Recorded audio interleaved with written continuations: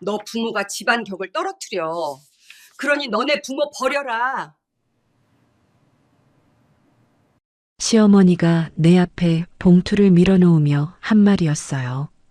봉투 안에는 친정 부모와 인연을 끊겠다는 각서, 그리고 현금 300만 원이 들어 있었죠. 결혼한 지 3년째 되던 해였어요. 시어머니는 처음부터 우리 친정을 마음에 들어 하지 않았어요. 어머니가 정성껏 담근 반찬을 들고 찾아오시던 날에도 현관문조차 열어주지 않았죠. 시장 냄새 나는 반찬은 우리 집에 필요 없어요. 우리 어머니는 그 반찬을 들고 아무 말 없이 돌아서셨어요. 나는 뒤에서 그 뒷모습을 보며 입술을 깨물었어요. 그리고 그날 밤 나는 3년 동안 한 번도 열지 않았던 파일을 열었어요. 시어머니가 그토록 자랑스러워하는 병원 이름이 맨 위에 적혀 있었죠. 나는 그 파일을 천천히 읽어 내려가다 전화기를 집어들었어요. 짧은 통화였어요. 그런데 그 다음 날부터 시어머니의 표정이 달라지기 시작했어요. 과연 무슨 일이 벌어진 걸까요? 사연 시작 전에 실화 보따리를 찾아주신 분들께 감사 인사드립니다. 구독과 좋아요를 눌러주시고 어디에서 듣고 계신지 댓글 남겨주시면 그곳으로 행복이 가득할 수 있도록 바라겠습니다. 새벽 5시 반 알람이 울리기도 전에 하은의 눈이 떠졌습니다. 옆자리에서 깊이 잠든 남편의 등을 잠시 바라보다가 하은은 소리 없이 이불을 걷어냈습니다. 결혼한 지 3년 이 시간에 일어나는 것은 이제 몸에 완전히 배어버린 습관이었습니다. 욕실 거울 앞에 선 하은은 자신의 얼굴을 천천히 들여다보았습니다. 34살 눈 밑에 옅은 그림자가 드리워져 있었지만 눈빛만은 또렷했습니다. 세수를 마치고 거실로 나온 하은은 남편이 깨기 전에 간단한 아침 식사를 준비했습니다. 토스트 2장과 삶은 달걀, 따뜻한 우유 한 잔. 식탁 위에 정갈하게 놓아두고 메모지를 꺼냈습니다. 먼저 출근합니다. 저녁은 늦을 것 같아요. 펜을 내려놓는 하은의 입가에 희미한 쓴웃음이 스쳤습니다. 3년 동안 거의 매일 이 메모를 남겨왔지만 남편은 단 한 번도 아내가 정확히 어디서 무슨 일을 하는지 진지하게 물어본 적이 없었습니다. 현관 앞에서 하은은 핸드백을 열어 안을 확인했습니다. 지갑, 휴대폰, 그리고 단정하게 접힌 사원증 하나. 사원증 위에 선명하게 인쇄된 글자가 잠깐 드러났습니다. 국세청 특별세무조사팀 조사관 안하은. 하은은 아무 표정 없이 그것을 다시 핸드백 깊숙이 밀어넣고 현관문을 열었습니다. 출근길 지하철 안에서 하은은 창밖으로 스쳐 지나가는 아침 풍경을 멍하니 바라보았습니다. 사람들은 그녀를 작은 세무사무소에서 일하는 계약직 직원으로 알고 있었습니다. 시어머니도 시아버지도 심지어 남편조차도요. 하은은 그렇게 알려지는 것을 굳이 바로잡지 않았습니다. 아니, 정확히 말하면 바로잡을 필요를 느끼지 못했습니다. 사무실에 도착한 하은은 자신의 자리에 앉아 컴퓨터를 켰습니다. 모니터 화면이 밝아지면서 여러 개의 폴더가 나타났습니다. 그녀의 시선이 화면 한쪽 구석에 있는 파일 하나에 멈추었습니다. 서병찬 피부과 내사 3년 차. 하은의 표정이 미묘하게 굳어졌습니다. 손가락이 마우스 위에서 잠시 멈추었다가 결국 아무것도 클릭하지 않은 채 손을 내렸습니다. 그날 저녁 하은이 집에 돌아왔을 때 거실에는 시어머니가 앉아 있었습니다. 예고 없이 찾아온 방문이었습니다. 하은은 현관에서 구두를 벗으며 인사했습니다. 어머님 오셨어요. 시어머니 오감내는 소파에 깊이 기대앉은 채 며느리를 위아래로 훑어보았습니다. 61살의 오감내는 언제나 완벽하게 차려입고 다녔습니다. 오늘도 명품 블라우스에 단정한 바지 차림이었고 손목에는 번쩍이는 시계가 걸려 있었습니다. 늦었네. 요즘도 야근이야? 네, 일이 좀 밀려서요. 하은이 대답하자 오갑내의 입꼬리가 살짝 내려갔습니다. 그녀는 찻잔을 내려놓으며 한숨을 쉬었습니다. 계약직이 야근을 그렇게 해봤자 뭐가 달라지겠어. 언제 잘릴지도 모르는데. 하은은 아무 말 없이 부엌으로 향했습니다. 등 뒤로 시어머니의 목소리가 계속 이어졌습니다. 내 말 안 들려? 그 조그만 사무소에서 종일 뭘 한다고 그래. 차라리 우리 병원 일이나 도와. 준혁이가 원무과장인데 내가 옆에서 거들면 보기도 좋고. 그때 현관문이 열리며 남편 준혁이 들어왔습니다. 37살의 준혁은 피부가 원무과장답게 깔끔한 셔츠 차림이었습니다. 그는 어머니를 보고 반갑게 인사한 뒤 부엌에 서 있는 아내에게 눈짓을 보냈습니다. 엄마 말이 맞아, 하은아. 우리 병원이 훨씬 안정적이잖아. 계약직은 불안하고. 하은은 물을 따르던 손을 멈추었습니다. 고개를 돌려 남편을 바라보았지만 준혁은 이미 어머니 옆에 앉아 대화를 나누고 있었습니다. 하은의 눈빛이 잠시 서늘하게 가라앉았습니다. 하지만 그녀는 곧 표정을 지우고 거실로 나와 시어머니 앞에 찻잔을 내려놓았습니다. 생각해 볼게요. 짧은 대답이었습니다. 오갑내는 며느리의 고개 숙인 모습을 보며 만족스러운 듯 고개를 끄덕였습니다. 그래, 생각해봐. 솔직히 내 친정 사정도 그렇잖아. 철물점에 반찬 가게라니 우리 집안 체면도 있는데. 하은의 손이 찻잔 위에서 미세하게 떨렸습니다.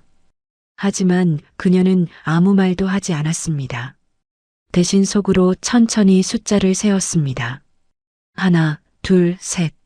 숨을 고르고 나서야 하은은 다시 고개를 들었습니다. 어머님, 차 더 드릴까요? 오갑내는 손을 저으며 일어섰습니다. 됐어. 가볼게. 준혁아, 너도 아버지 일 도와야지. 요즘 병원 바쁘다며. 시어머니가 떠난 뒤 하은은 거실 소파에 혼자 앉아 있었습니다. 남편은 이미 안방으로 들어가 버렸습니다. 조용한 거실에서 하은은 천천히 핸드백을 열어 접힌 사원증을 꺼내 들었습니다. 국세청 특별세무조사팀 조사관 안하은. 그녀는 그 글자를 한참 동안 들여다보았습니다. 하은의 입술이 달싹거렸습니다. 아무 소리도 나오지 않았지만 그녀의 눈 속에는 순종적인 며느리의 모습과는 전혀 다른 무언가가 어려 있었습니다. 분노와 침착함이 묘하게 뒤섞인 눈빛이었습니다. 마치 오래전부터 무언가를 알고 있었던 사람처럼, 그리고 아직 때가 아니라는 것을 스스로 다짐하는 사람처럼요. 하은은 사원증을 다시 단정하게 접어 핸드백 안에 넣었습니다.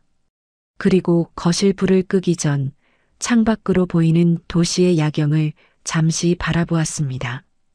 저 멀리 어딘가에 시아버지의 피부가 병원 간판 불빛이 반짝이고 있을 것입니다. 하은은 그 방향을 향해 조용히 중얼거렸습니다. 조금만 더요. 그 말이 누구에게 하는 것인지 하은 자신도 알 수 없었습니다. 어쩌면 3년 동안 참아온 자기 자신에게 하는 말이었을지도 모릅니다. 결혼 3년 만에 처음으로 친정 부모가 시댁에 인사를 오는 날이었습니다. 하은은 아침부터 마음이 무거웠습니다. 거실을 몇 번이나 쓸고 닦았는지 모릅니다. 시어머니 오갑내는 소파에 앉아 며느리가 분주하게 움직이는 모습을 지켜보며 입꼬리를 실룩거렸습니다. 그렇게 닦아봤자 티도 안 나. 어차피 오늘 손님이 뭘 알겠어. 하은은 대답 대신 행주를 헹구러 부엌으로 향했습니다. 손님. 시어머니는 하은의 부모를 그렇게 불렀습니다. 사돈도 아니고 어른도 아닌 그냥 손님이었습니다. 오후 2시 현관벨이 울렸습니다. 하은이 문을 열자 아버지 안중섭과 어머니 김정순이 서 있었습니다.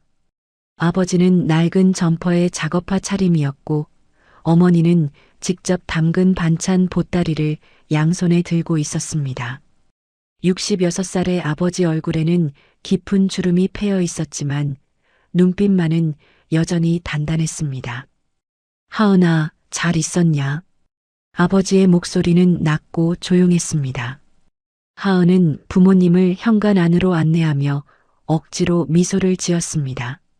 그 순간 거실에서 오감내의 목소리가 날아왔습니다. 어머, 벌써 오셨네요. 오감내가 현관 쪽으로 걸어 나왔습니다. 그녀는 친정 부모의 차림새를 위아래로 훑어보더니 코끝을 찡긋거렸습니다. 마치 무언가 불쾌한 냄새를 맡은 것처럼요. 어머, 시장 냄새가 배셨네요. 짧은 한마디였습니다. 하지만 그 한마디가 현관의 공기를 순식간에 얼어붙게 만들었습니다. 하은의 손이 부들부들 떨렸습니다. 어머니 김정순의 얼굴이 창백하게 굳어졌고 손에 들린 반찬 보따리가 흔들렸습니다. 그러나 아버지 안중섭은 아무런 표정 변화 없이 고개를 숙여 인사했습니다. 처음 뵙겠습니다. 하은이 아버지입니다. 오감내는 형식적으로 고개를 끄덕이고는 거실 소파로 돌아가 앉았습니다. 그때 서재 문이 열리며 시아버지 서병찬이 나왔습니다. 64살의 서병찬은 피부가 원장답게 깔끔한 캐주얼 차림이었습니다. 그는 친정 부모를 보고 점잖은 척 미소를 지었습니다. 허허, 어서 오세요. 그것이 전부였습니다.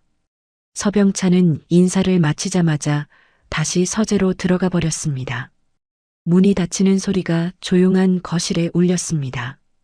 하은은 부모님을 소파로 안내하며 속으로 이를 악물었습니다.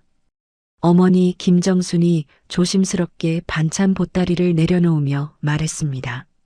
직접 담근 건데 입에 맞으실지 모르겠어요. 오감내는 보따리를 흘끗 보더니 손사래를 쳤습니다. 아이고, 그냥 두세요. 나중에 치울게요. 받지도 않고 고맙다는 말도 없었습니다. 김정순의 손이 허공에서 멈추었다가 천천히 무릎 위로 내려왔습니다. 하은은 그 모습을 보며 가슴이 찢어지는 것 같았습니다. 눈시울이 뜨거워졌지만 하은은 고개를 숙여 감정을 감추었습니다. 어색한 침묵이 흘렀습니다. 오감내가 찻잔을 들며 친정 부모에게 물었습니다. 그래서 뭐 하시는 분들이시죠? 하은이가 제대로 말을 안 해서. 저는 철물점을 합니다. 집사람은 시장에서 반찬 가게를 하고요. 안중섭의 대답은 담담했습니다. 오감내의 눈썹이 꿈틀거렸습니다. 그녀는 찻잔을 내려놓으며 한숨을 쉬었습니다. 아이고, 그러시구나. 요즘 그런 데가 장사가 되나요? 빈정거리는 말투였습니다. 하은의 주먹이 치마 위에서 꽉 쥐어졌습니다. 하지만 아버지는 여전히 표정 하나 변하지 않았습니다. 오히려 천천히 거실을 둘러보며 창밖 풍경에 시선을 주었습니다. 마치 이 집의 구조와 주변 건물을 기억해 두려는 것처럼요. 1시간 남짓 어색한 시간이 흐른 뒤 하은은 부모님을 현관까지 배웅했습니다. 오감내는 소파에서 일어나지도 않은 채 손만 흔들었습니다. 조심히 가세요. 현관문이 닫히자 하은은 부모님과 함께 아파트 밖으로 나왔습니다. 주차장으로 걸어가는 동안 아무도 말이 없었습니다. 하은의 눈에서 눈물이 흘러내리려 했지만 아버지가 뒤에서 걷고 있다는 생각에 억지로 참았습니다. 차에 올라탄 뒤 안중섭은 시동을 걸기 전에 조수석 앞 서류함을 열었습니다. 안에서 무언가를 꺼내 잠시 들여다보더니 다시 조용히 서류함을 닫았습니다. 하은은 백미러로 그 모습을 보며 물었습니다. 아빠, 뭐야? 아무것도 아니야. 아버지의 대답은 짧았습니다. 하지만 그 눈빛에는 무언가 깊은 의미가 담겨 있는 것 같았습니다. 하은은 더 묻지 않았습니다. 아버지가 말하고 싶을 때 말할 것이라는 걸 알았으니까요. 차가 출발하고 얼마 지나지 않아 뒷좌석에 앉은 어머니 김정순이 하은의 손을 꼭 잡았습니다. 주름진 손이었지만 따뜻했습니다. 김정수는 창밖을 바라보며 조용히 말했습니다. 하은아, 내가 먼저 움직일 때 아빠가 따라갈 거야. 무슨 뜻인지 하은은 바로 이해하지 못했습니다. 하지만 어머니의 손에서 전해지는 온기가 가슴 깊이 스며들었습니다. 하은은 어머니의 손을 꼭 쥐며 고개를 끄덕였습니다. 부모님을 친정에 내려드린 뒤 하은은 혼자 시댁으로 돌아왔습니다. 현관문을 열자 오감내의 목소리가 들렸습니다. 반찬은 냉장고에 넣어뒀어. 근데 그거 우리 집 식구들 입에 맞을지 모르겠네. 하은은 아무 대답 없이 방으로 들어갔습니다. 문을 닫고 침대에 앉자 더 이상 참을 수 없었던 눈물이 쏟아졌습니다. 아버지의 낡은 점퍼, 어머니의 주름진 손, 그리고 시장 냄새라는 말. 그 모든 것이 가슴을 짓눌렀습니다. 하지만 울음을 삼키며 하은은 아버지의 눈빛을 떠올렸습니다. 아무 말 없이 창밖 건물을 바라보던 그 조용한 눈빛, 그리고 서류함을 열어 무언가를 확인하던 그 모습. 아버지는 분명 무언가를 알고 있었습니다. 아니, 무언가를 준비하고 있는 것 같았습니다. 하은은 눈물을 닦으며 핸드백에서 접힌 사원증을 꺼냈습니다. 국세청 특별세무조사팀 조사관 안하은. 그녀는 그 글자를 한참 동안 바라보다가 중얼거렸습니다. 아빠, 나도 준비하고 있어. 그날 밤 하은은 오랫동안 잠들지 못했습니다. 분노가 끌어올랐다가 아버지의 조용한 눈빛을 떠올리며 다시 가라앉았습니다. 아직은 때가 아니라는 것을 알았습니다. 하지만 그때가 반드시 올 것이라는 확신도 함께였습니다. 3년이라는 시간은 길다면 길고 짧다면 짧았습니다. 하은에게 그 시간은 수천 번의 참음으로 이루어진 무게였습니다. 매일 아침 눈을 뜰 때마다 오늘은 어떤 말을 들을까 생각했고 매일 밤 잠들기 전에는 오늘 하루도 무사히 넘겼다고 스스로를 다독였습니다. 시어머니 오감내의 갑질은 일상이 되어버린 지 오래였습니다. 처음에는 상처가 되었던 말들이 어느 순간부터는 그냥 스쳐 지나가는 소음처럼 느껴지기 시작했습니다. 하지만 그렇다고 해서 아프지 않은 것은 아니었습니다. 무뎌졌을 뿐 상처는 계속 쌓이고 있었습니다. 어느 날 시어머니의 환갑 잔치가 호텔 연회장에서 열렸습니다. 하은은 며느리로서 자리를 지키고 있었습니다. 오감내는 화려한 한복 차림으로 지인들에게 둘러싸여 웃고 있었습니다. 그때 누군가 물었습니다. 사모님, 며느리 뭐 하는 분이에요? 오감내가 하은을 힐끗 보더니 입꼬리를 올리며 대답했습니다. 우리 며느리요? 세무사무소 계약직이에요. 뭐 그래도 성실하죠. 주변에서 웃음이 터졌습니다. 하은은 고개를 숙인 채 미소를 유지했습니다. 손톱이 손바닥을 파고들었지만 표정은 흔들리지 않았습니다. 지인들의 시선이 동정과 호기심이 섞인 눈빛으로 하은을 훑어보았습니다. 하은은 그 시선들을 견디며 묵묵히 서 있었습니다. 잔치가 끝난 뒤 차 안에서 남편 준혁이 말했습니다. 엄마가 원래 저래. 내가 좀 맞춰줘. 하은은 창밖을 바라보며 대답했습니다. 알았어요. 그 한마디가 전부였습니다. 더 이상 무슨 말을 해야 할지 알 수 없었습니다. 남편은 언제나 부모 편이었고 하은은 언제나 맞춰야 하는 쪽이었습니다. 명절이 다가오면 하은의 고통은 더 심해졌습니다. 추석 연휴, 하은은 새벽 4시부터 일어나 전을 부치고 나무를 묻혔습니다. 시어머니는 거실에 앉아 텔레비전을 보며 가끔 부엌을 향해 소리쳤습니다. 전 좀 얇게 부쳐. 두꺼우면 맛없어. 나물에 소금 적게 넣어. 짜면 못 먹어. 하은은 대답 대신 손을 더 빨리 움직였습니다. 땀이 이마를 타고 흘러내렸지만 닦을 틈도 없었습니다. 그때 뜨거운 기름이 튀어 하은의 손등에 떨어졌습니다. 하은은 비명을 삼키며 손을 움켜쥐었습니다. 피부가 빨갛게 달아올랐고 물집이 잡히기 시작했습니다. 오감내가 부엌으로 들어와 하은의 손을 보더니 한숨을 쉬었습니다. 아이고, 조심성도 없어. 그러니까 맨날 사고를 치지. 위로의 말은 없었습니다. 오감내는 그대로 돌아서 거실로 나가버렸습니다. 하은은 차가운 물에 손을 담그며 눈물을 참았습니다. 부엌 창문 너머로 보이는 하늘이 흐렸습니다. 어머니 김정수는 가끔 반찬을 들고 시댁을 찾아왔습니다. 직접 담근 김치, 멸치볶음, 장조림. 딸을 걱정하는 마음을 담아 정성껏 준비한 것들이었습니다. 하지만 오감내는 한 번도 그 반찬을 반기지 않았습니다. 아이고, 어머니. 시장 반찬은 좀 그래요. 우리 병원 식구들한테 보여주기 창피하잖아요. 오감내는 매번 현관에서 김정순을 돌려보냈습니다. 반찬 보따리를 든 채 돌아서는 어머니의 뒷모습을 볼 때마다 하은의 가슴은 찢어지는 것 같았습니다. 하지만 하은은 어머니를 붙잡지 못했습니다.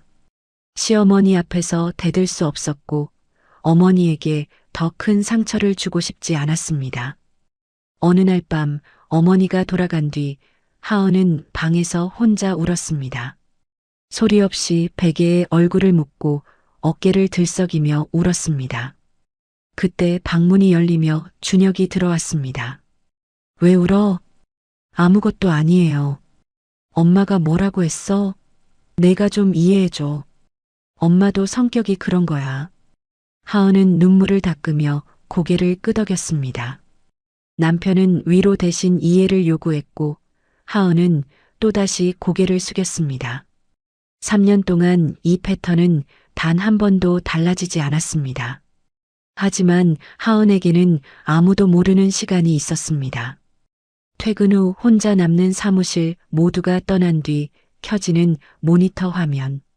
하은은 국세청 내부망에 접속해 한 파일을 열어두는 시간이 점점 길어지고 있었습니다. 서병찬 피부과 내사 3년 차. 그 파일 안에는 비급여 부풀리기, 차명계좌 의심거래, 누적 탈루액 추정치가 정리되어 있었습니다. 하은은 결혼 전부터 이 사실을 알고 있었습니다. 하지만 사랑하는 사람과 결혼하고 싶었기에 스스로 담당에서 빠졌고 파일은 동료에게 넘겨졌습니다. 그리고 3년 동안 그 파일은 보류 상태로 남아 있었습니다. 하은이 요청했기 때문이었습니다. 어느 날 저녁 퇴근 후 사무실에서 모니터를 바라보고 있을 때 휴대폰이 울렸습니다. 팀 동료였습니다. 하은아, 그 파일 말이야. 언제까지 보류할 거야? 위에서 슬슬 눈치를 주는데 하은은 잠시 침묵하다가 대답했습니다. 조금만 더가 벌써 3년째야. 사적인 이유로 계속 미룰 순 없어. 알지? 알아. 조금만 더 기다려줘. 전화를 끊은 뒤 하은은 한참 동안 모니터를 바라보았습니다. 화면에 떠 있는 서병찬 피부과라는 글자가 희미하게 빛나고 있었습니다. 하은의 눈빛이 복잡하게 흔들렸습니다. 분노와 피로가 뒤섞여 있었지만 그 아래에는 냉정한 계산이 깔려 있었습니다. 아직 때가 아니라고 하은은 스스로에게 말했습니다. 하지만 그때가 언제인지는 아직 알 수 없었습니다. 다만 한 가지 확실한 것은 영원히 참을 수는 없다는 사실이었습니다. 하은은 모니터를 끄고 사무실을 나섰습니다. 어두운 복도를 걸으며 창밖을 바라보았습니다. 도시의 야경이 반짝이고 있었습니다. 저 불빛들 중 하나가 시아버지의 병원일 것입니다. 하은은 그 방향을 향해 조용히 중얼거렸습니다. 3년이나 기다렸어요. 조금만 더 기다릴 수 있어요. 그 말이 스스로를 다독이는 것인지 아니면 경고인지 하은 자신도 알 수 없었습니다. 분명한 것은 3년의 무게가 어깨를 짓누르고 있다는 것, 그리고 그 무게가 곧 다른 방향으로 쏟아질 것이라는 예감이었습니다. 그날은 유난히 조용한 저녁이었습니다. 하은이 퇴근해서 집에 들어왔을 때 거실에는 아무도 없었습니다. 남편 준혁의 구두도 현관에 없었고 평소라면 텔레비전 소리가 울려 퍼지는 시간인데 집안은 고요했습니다. 하은은 무언가 이상하다는 느낌을 받으며 부엌으로 향했습니다. 그때 안방 문이 열리며 시어머니 오갑내가 모습을 드러냈습니다. 평소와 달리 화장기 없는 얼굴이었지만 눈빛만은 날카롭게 빛나고 있었습니다. 오갑내는 하은을 보더니 손짓으로 안방을 가리켰습니다. 하은아, 잠깐 들어와봐. 할 얘기가 있어. 하은의 가슴이 철렁 내려앉았습니다. 시어머니가 이렇게 조용하고 진지한 목소리로 부르는 경우는 좋은 일이 아니었습니다. 하은은 핸드백을 소파에 내려놓고 천천히 안방으로 들어갔습니다. 안방 안에는 시어머니 혼자였습니다. 시아버지 서병찬은 서재에 들어가 문을 닫아놓은 상태였고 서재 쪽에서는 아무런 소리도 들리지 않았습니다. 하은은 문득 깨달았습니다. 이 상황이 미리 계획된 것이라는 사실을요. 시아버지는 알면서도 피한 것이고 남편은 일부러 자리를 비운 것입니다. 오갑내가 침대 가장자리에 앉으며 하은에게도 앉으라고 손짓했습니다. 하은은 시어머니 맞은편 의자에 조심스럽게 앉았습니다. 오갑내는 잠시 하은을 바라보다가 화장대 서랍에서 흰 봉투 하나를 꺼냈습니다. 두툼한 봉투였습니다. 오갑내가 그것을 하은 앞에 내밀었습니다. 열어봐. 하은은 떨리는 손으로 봉투를 받아 열었습니다. 안에는 2가지가 들어 있었습니다. 하나는 빼곡하게 인쇄된 서류였고 다른 하나는 5만 원권 지폐 묶음이었습니다. 하은은 서류를 꺼내 읽기 시작했습니다. 첫 줄부터 눈이 멈추었습니다. 본인 아나은은 친정 부모 안중섭, 김정순과의 모든 왕래를 중단하고 앞으로 어떠한 연락이나 만남도 하지 않을 것을 서약합니다. 손끝이 차가워졌습니다. 하은은 서류를 끝까지 읽었습니다. 명절 방문 금지, 경조사 참석 금지, 금전적 지원 금지, 심지어 부모가 위독할 때도 시댁의 허락 없이는 방문할 수 없다는 조항까지 있었습니다. 서류 맨 아래에는 서명란이 있었고 그 옆에는 날짜를 적는 칸이 비어 있었습니다. 하은은 고개를 들어 시어머니를 바라보았습니다. 오갑내는 태연한 표정으로 말했습니다. 300만 원이야. 그리고 내가 이 각서에 서명하면 우리 병원 지분 일부를 내 명의로 넘겨줄게. 나쁜 조건 아니지? 하은의 입술이 파르르 떨렸습니다. 300만 원. 고작 300만 원에 부모를 팔라는 것이었습니다. 하은은 믿을 수 없다는 듯 시어머니를 바라보았습니다. 어머님, 이게 무슨 말씀이세요? 무슨 말씀이긴. 솔직히 말할게. 내 친정 때문에 우리 집안 이미지가 안 좋아. 철물점에 반찬 가게라니 사람들이 뭐라고 하는지 알아? 준혁이 체면도 있고 병원 품위도 있는데. 오갑내의 목소리는 차갑고 단호했습니다. 마치 당연한 일을 설명하듯이 아무런 죄책감도 없이 말하고 있었습니다. 내가 똑똑한 애니까 이해하겠지. 이건 너한테도 좋은 거야. 병원 지분이 생기면 나중에 재산 분할할 때도 유리하고 부모님은 어차피 너 없어도 살 수 있잖아. 그렇게 붙어 살 나이도 아니고. 하은은 아무 말도 할 수 없었습니다. 숨을 쉬는 것조차 힘들었습니다. 손에 들린 서류가 부들부들 떨렸습니다. 어머니의 주름진 손이 떠올랐습니다. 아버지의 낡은 점퍼가 떠올랐습니다. 시장 냄새가 배셨다며 코를 막던 시어머니의 얼굴이 떠올랐습니다. 그때 안방 문이 열리며 남편 준혁이 들어왔습니다. 하은은 남편을 보자마자 눈빛에 희망이 스쳤습니다. 준혁이 이 상황을 알면 말릴 것이라고 생각했습니다. 하지만 준혁의 표정은 이미 모든 것을 알고 있는 사람의 얼굴이었습니다. 준혁이 하은 옆에 앉으며 낮은 목소리로 속삭였습니다.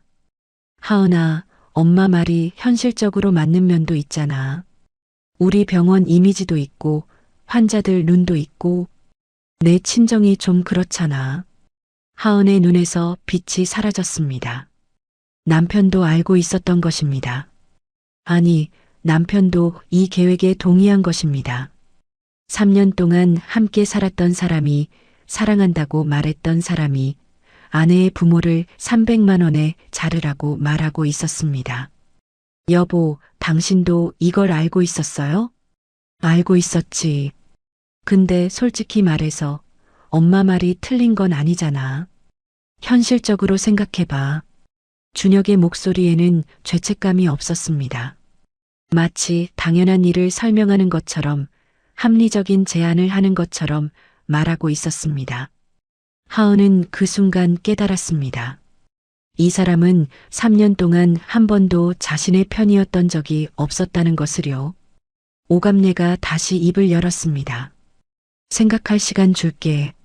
내일까지 대답해. 근데 하은아, 똑똑하게 생각해. 이 집에서 계속 살려면 이 정도는 감수해야지. 아니면 나가든가. 최후 통첩이었습니다. 하은은 손에 들린 봉투를 내려다보았습니다.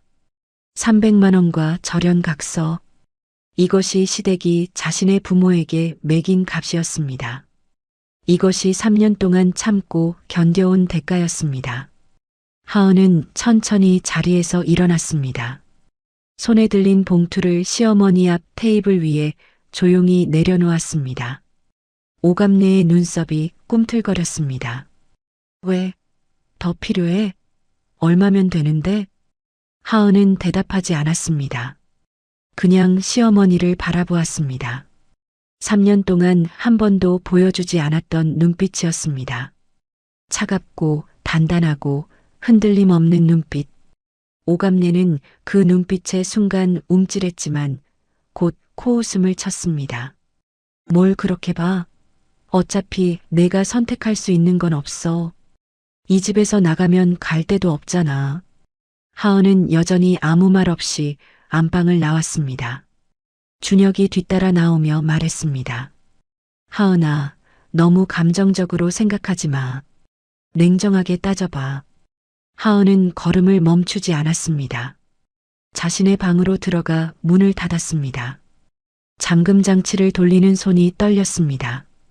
문 너머로 준혁의 목소리가 들렸습니다.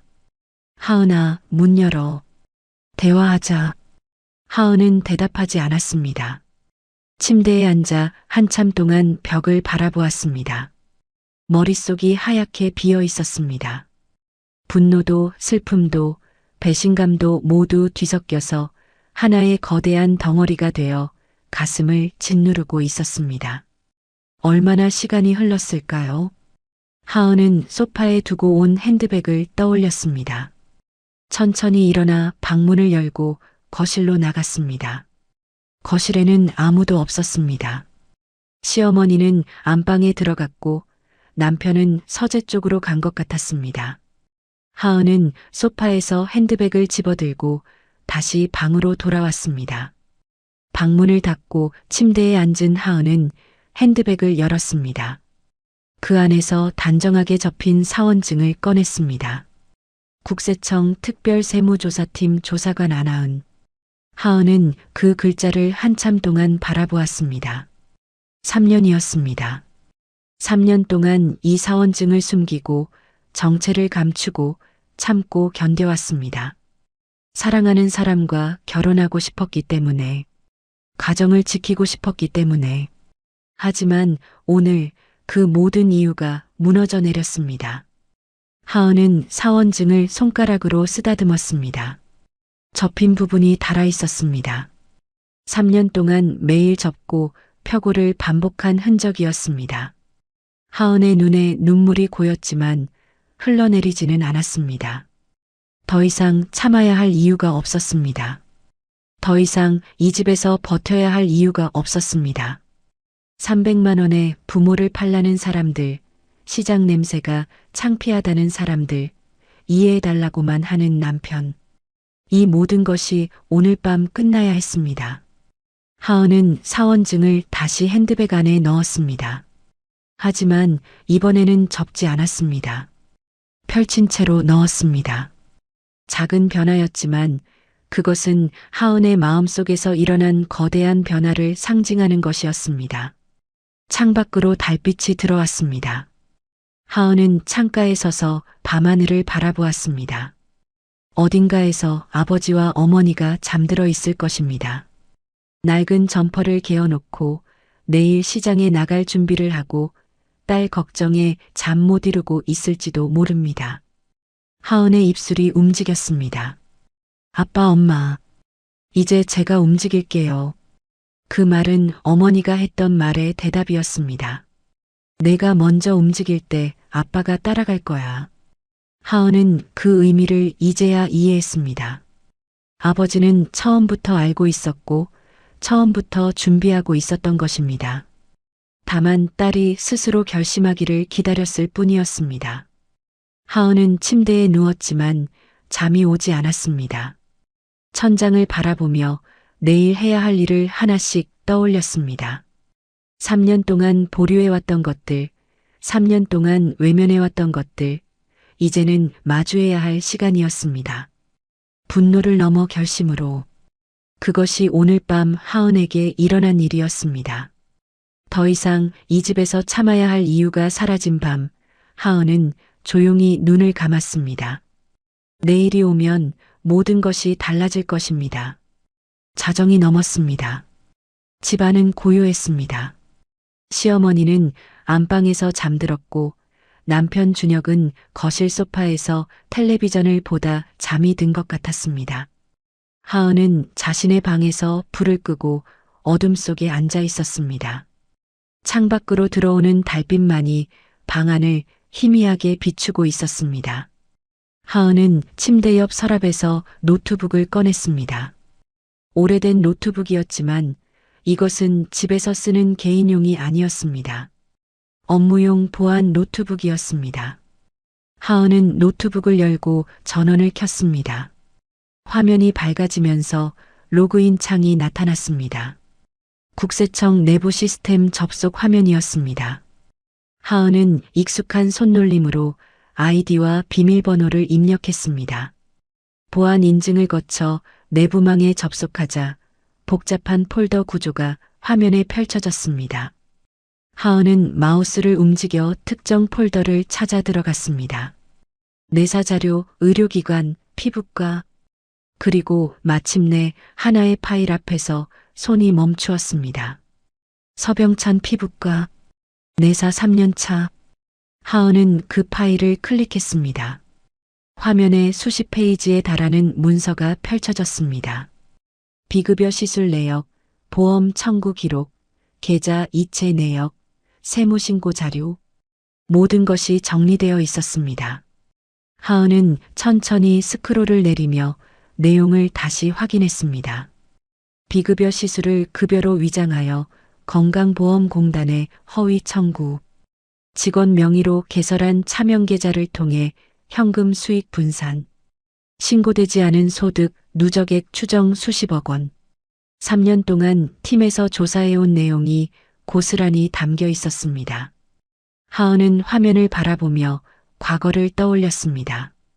3년 전 결혼을 앞두고 있던 시절이었습니다. 그때 하은은 이미 국세청 특별세무조사팀 조사관이었고 서병찬 피부관은 팀에서 내사 중인 대상 중 하나였습니다. 하은이 준혁을 만나 사귀기 시작했을 때 그의 아버지가 바로 조사 대상이라는 사실을 알게 되었습니다. 그때 하은은 고민했습니다.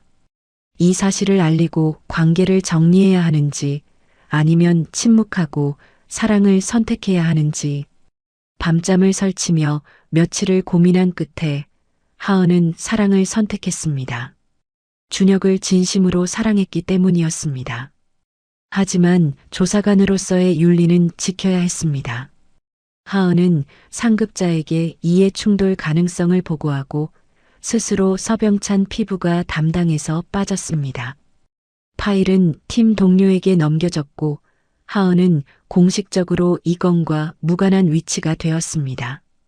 그리고 그 파일은 하은의 요청으로 3년 동안 보류 상태에 머물러 있었습니다.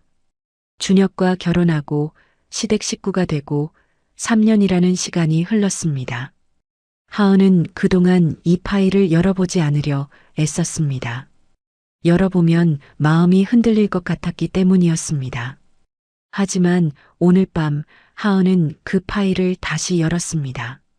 화면 속 숫자들이 하은의 눈앞에서 춤을 추었습니다. 탈루된 세금, 허위 청구된 금액, 차명 계좌를 통해 은닉된 수익. 이 모든 것이 시아버지 서병찬이 저지른 일이었습니다. 그리고 시어머니 오감리의 명품 가방과 보석, 해외여행, 화려한 옷차림. 그 모든 것이 이 돈으로 만들어진 삶이었습니다. 하은은 문득 오늘 저녁 일을 떠올렸습니다. 절연각서와 300만 원. 시어머니는 하은의 부모를 300만 원에 팔라고 했습니다. 탈세로 수십억을 숨긴 사람들이 시장에서 땀 흘려 일하는 사람들을 창피하다고 했습니다. 철물점을 하는 사람, 반찬 가게를 하는 사람을 낮춰보았습니다. 하은의 손이 떨렸습니다.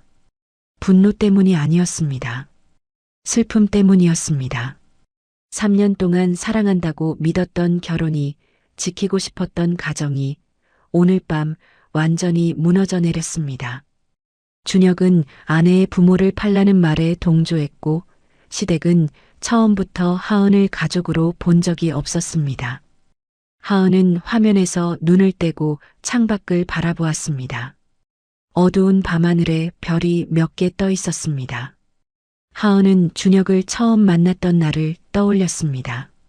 친구의 소개로 만났던 그날, 준혁은 웃으며 저는 평범한 회사원이에요라고 말했습니다. 나중에 아버지가 피부과 원장이라는 것을 알았지만 하은은 개의치 않았습니다. 준혁이라는 사람 자체가 좋았으니까요. 하지만 그 사람은 어디로 간 걸까요? 3년 동안 함께 살면서 준혁은 점점 부모의 그늘 아래로 들어갔습니다. 아내보다 부모를 먼저 생각했고 아내의 아픔보다 부모의 체면을 먼저 걱정했습니다. 오늘 밤 준혁은 아내의 부모를 버리라는 말에 현실적으로 맞는 면도 있다고 말했습니다. 그 순간 하은의 마음속에서 무언가가 완전히 꺼져버렸습니다.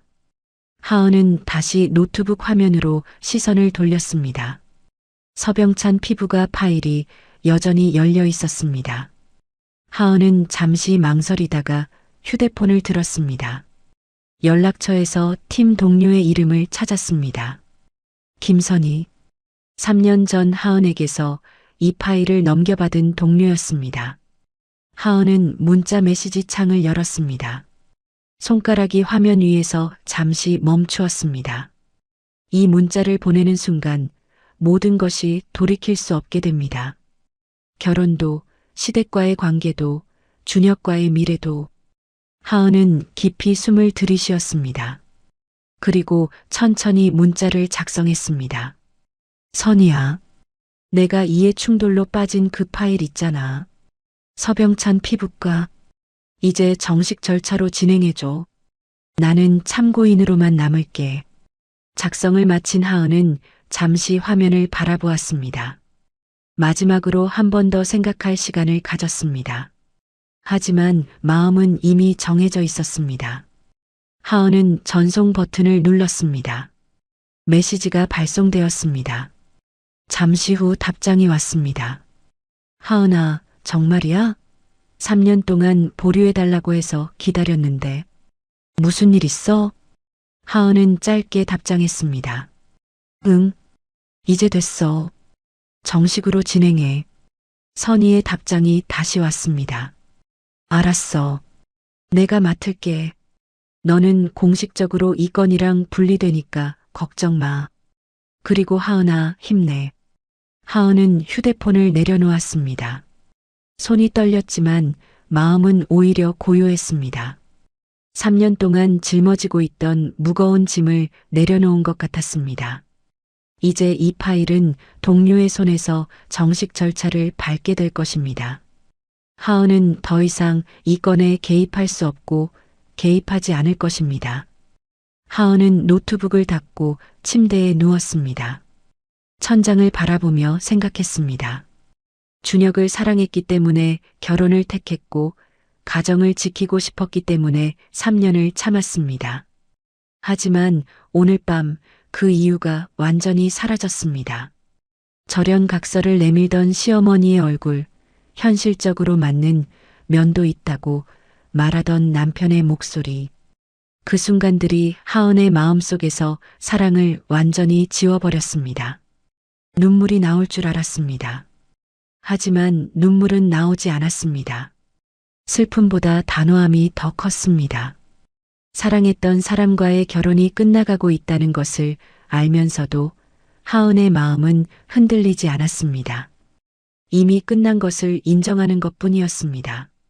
하은은 옆으로 돌아 누워 창밖을 바라보았습니다. 달빛이 여전히 방 안으로 들어오고 있었습니다. 어딘가에서 아버지와 어머니가 잠들어 있을 것입니다. 내일 아침이면 아버지는 또 낡은 점퍼를 입고 철물점으로 나갈 것이고 어머니는 새벽부터 시장으로 나가 반찬을 팔 것입니다. 그 모습이 창피하다고 한 사람들이 있었습니다. 하지만 하은에게 그것은 세상에서 가장 자랑스러운 모습이었습니다. 하은은 조용히 중얼거렸습니다. 아빠, 엄마, 조금만 기다려요. 이제 곧 끝나요. 그 말은 부모에게 하는 것인 동시에 자기 자신에게 하는 다짐이기도 했습니다. 3년의 참음이 끝나가고 있었습니다. 이제 남은 것은 결과를 기다리는 일뿐이었습니다. 하은은 눈을 감았습니다. 키보드 위에서 멈추지 않던 손가락들, 전송 버튼을 누르던 그 순간이 떠올랐습니다. 눈물 없이 보낸 문자 한 통. 그것이 오늘 밤 하은이 한 일의 전부였습니다. 하지만 그 문자 한 통이 앞으로 모든 것을 바꿀 것입니다. 잠이 들기 전 하은은 마지막으로 한 가지를 떠올렸습니다. 핸드백 안에 펼쳐진 채로 넣어둔 사원증. 국세청 특별세무조사팀 조사관 안하은. 내일부터는 더 이상 숨기지 않아도 됩니다. 내일부터는 자신이 누구인지 당당하게 보여줄 수 있습니다. 그 생각과 함께 하은은 깊은 잠에 빠져들었습니다. 화요일 오전 10시. 평범한 평일 아침이었습니다. 서병찬 피부과는 여느 때와 다름없이 북적이고 있었습니다. 대기실에는 예약 환자들이 앉아 순서를 기다리고 있었고 접수대에서는 직원들이 분주하게 움직이고 있었습니다. 원장 서병찬은 진료실에서 환자를 보고 있었고 원무과장 준혁은 사무실에서 서류를 정리하고 있었습니다. 그때 병원 앞 도로에 검은색 승합차 2대가 멈춰 섰습니다. 차 문이 열리고 정장 차림의 사람들이 내렸습니다. 모두 6명이었습니다. 그들은 일렬로 병원 입구를 향해 걸어왔습니다. 얼굴에는 아무런 표정이 없었고 발걸음은 단호했습니다. 병원 자동문이 열리고 그들이 안으로 들어섰습니다. 대기실에 앉아있던 환자들이 고개를 돌려 낯선 방문객들을 바라보았습니다. 접수대 직원이 당황한 표정으로 물었습니다. 어떻게 오셨어요? 맨 앞에 선 여성이 가슴에 달린 신분증을 보여주었습니다. 국세청 특별세무조사팀. 그녀의 이름은 김선이었습니다. 하은의 동료이자 3년 전 서병찬 피부과 파일을 넘겨받은 조사관이었습니다. 국세청 특별세무조사팀입니다. 서병찬 원장님 계십니까? 접수대 직원의 얼굴이 창백하게 변했습니다. 그녀는 더듬거리며 대답했습니다. 진료 중이신데요. 진료 중이시면 잠시 기다리겠습니다. 하지만 조사는 지금 바로 시작해야 합니다. 김선희가 손짓하자 뒤따라온 조사관들이 각자 위치로 흩어졌습니다. 2명은 접수대로, 2명은 회계 사무실로, 나머지 2명은 서버실과 원장실로 향했습니다. 대기실에 있던 환자들 사이에서 웅성거리는 소리가 퍼져나갔습니다. 뭐야, 무슨 일이래? 세무조사라는데? 저 병원 뭔가 문제 있나 봐. 소란이 진료실까지 전해졌습니다. 서병찬이 진료를 멈추고 문을 열고 나왔습니다. 흰 가운 차림 그대로였습니다. 그는 대기실에 서 있는 낯선 사람들을 보고 미간을 찌푸렸습니다. 이게 무슨 상황입니까? 김선희가 앞으로 나서며 서류 한 장을 내밀었습니다. 서병찬 원장님이시죠? 국세청 특별세무조사팀입니다. 조세범 처벌법에 따라 귀 의료기관에 대한 세무조사를 실시하게 되었습니다. 이것은 압수수색 영장입니다. 서병찬의 얼굴이 순간 굳어졌습니다. 하지만 곧 눈을 가늘게 뜨며 반박했습니다. 영장이요? 제대로 된 겁니까? 우리 병원은 아무 문제 없어요. 영장은 법원에서 정식으로 발부받았습니다. 협조해 주시면 감사하겠습니다. 김선희의 목소리는 차분했지만 단호했습니다. 서병찬은 영장을 빼앗듯 받아들고 내용을 훑어보았습니다. 그의 손이 미세하게 떨리고 있었습니다. 영장에는 비급여 시술 허위 청구, 소득 은닉, 차명계좌 이용 혐의가 명시되어 있었습니다. 이건 말도 안 돼. 우리 병원이 그런 짓을 했다고요? 서병찬이 목소리를 높였습니다. 하지만 조사관들은 아랑곳하지 않고 각자의 임무를 수행하고 있었습니다. 회계 사무실에서는 컴퓨터와 서류들이 봉인되기 시작했고 원장실에서는 금고와 서랍이 열리고 있었습니다. 잠깐. 이러시면 안 돼요. 서병찬이 회계 사무실로 뛰어가려 했지만 김선희가 막아섰습니다. 원장님, 조사에 협조해 주셔야 합니다. 방해하시면 공무집행방해로 추가 고발될 수 있습니다. 서병찬은 그 자리에 멈춰 섰습니다. 얼굴이 불그락푸르락했지만 더 이상 움직이지 못했습니다. 대기실에 있던 환자들이 하나둘 자리에서 일어나 병원을 빠져나가기 시작했습니다. 어떤 환자는 휴대폰을 들어 현장을 촬영하기도 했습니다. 그때 병원 문이 벌컥 열리며 오감래가 뛰어들어왔습니다. 누군가에게 연락을 받고 달려온 것이 분명했습니다. 그녀는 숨을 헐떡이며 대기실을 둘러보다가 봉인 작업 중인 조사관들을 발견하고 비명에 가까운 소리를 질렀습니다. 이게 무슨 짓이에요? 당장 멈춰요. 오감래가 조사관에게 달려들려 했습니다. 하지만 김선희가 앞을 막아섰습니다. 사모님, 진정하세요. 저희는 법적 절차에 따라 조사를 진행하고 있습니다. 법적 절차? 영장도 없이 남의 병원에 들이닥쳐서 이게 법적 절차야? 영장 여기 있습니다. 김선희가 영장 사본을 오감래에게 내밀었습니다. 오감래는 영장을 낚아채듯 받아들고 읽기 시작했습니다. 읽어 내려가는 동안 그녀의 얼굴이 점점 창백해졌습니다. 비급여 허위 청구, 차명계좌, 소득 은닉. 모두 사실이었기 때문입니다. 이건 누명이에요. 우리 병원은 그런 짓 안 했어요. 오감래의 목소리가 떨렸습니다. 하지만 조사관들은 묵묵히 작업을 계속했습니다. 회계장부가 상자에 담겼고 컴퓨터 본체에는 봉인 스티커가 붙었습니다. 서병찬은 원장실 문 앞에 서서 안으로 들어가는 조사관들을 멍하니 바라보고 있었습니다. 원무과 사무실에서 준혁이 뛰어나왔습니다. 그는 대기실의 혼란스러운 상황을 보고 당황한 표정을 지었습니다. 아버지, 어머니, 이게 무슨 일이에요? 세무조사란다. 국세청에서 나왔어. 서병찬의 목소리는 힘이 빠져 있었습니다. 준혁은 믿을 수 없다는 표정으로 주위를 둘러보았습니다. 그러다 문득 아내 하은을 떠올렸습니다. 아내가 세무사무소에서 일한다고 했으니 혹시 아는 사람이 있을지도 모른다는 생각이 들었습니다. 준혁은 휴대폰을 꺼내 하은에게 전화를 걸었습니다. 신호음이 몇 번 울린 뒤 하은의 목소리가 들렸습니다. 여보세요? 하은아, 나야. 지금 병원에 국세청에서 나왔어. 세무조사래. 무슨 일인지 알아봐 줄 수 있어? 내가 세무 쪽 아는 사람 없어? 전화기 너머로 잠시 침묵이 흘렀습니다. 그리고 하은의 목소리가 들려왔습니다. 평소와 다름없이 차분한 목소리였습니다. 나는 계약직이라 잘 모르겠어요. 그쪽 일은 내 담당이 아니라서. 그래도 누구한테 물어봐 줄 수 있잖아. 이거 심각한 것 같은데. 미안해요.